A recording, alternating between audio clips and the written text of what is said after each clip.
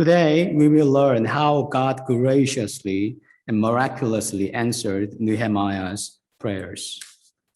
Nehemiah wanted to go to Jerusalem. What was then his plan to let this happen? What he could do was just a prayer.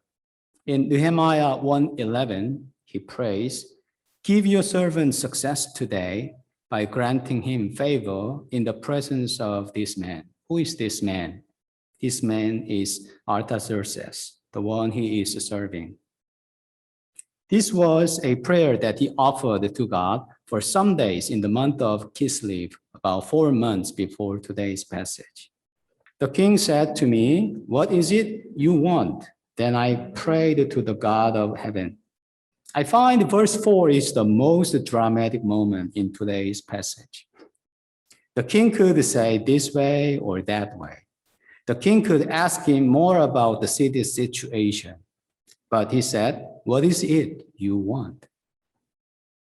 What did Nehemiah do before he answering to the king? He prayed to God. Nehemiah already knew what he was going to say. When we examine his answers to King's second and third questions, we come to know he was already well prepared to answer. The event in today's passage was exactly a golden opportunity for Nehemiah.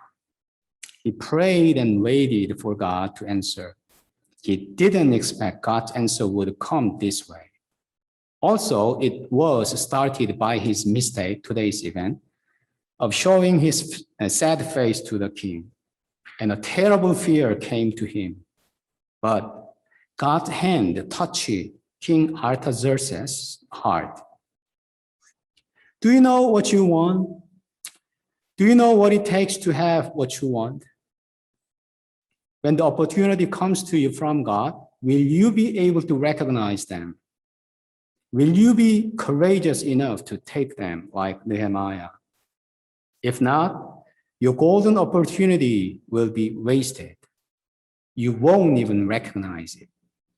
Golden opportunity from God is for those who are prepared and ready. For his mission, Nehemiah moved from Susa to Jerusalem. Susa was the best and safest workplace.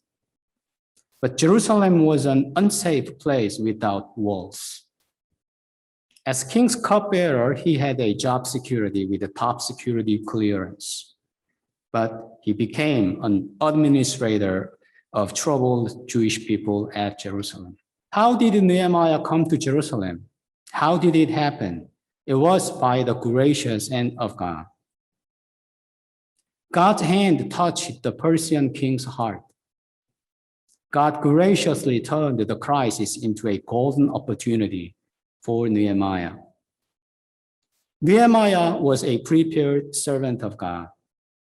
He made a bold decision to build the walls by faith, even though he was just a cupbearer. He prayed at the most critical moment before the king. And when the opportunity came, he didn't hesitate. He acknowledges that it was God's gracious hand that he could serve his mission.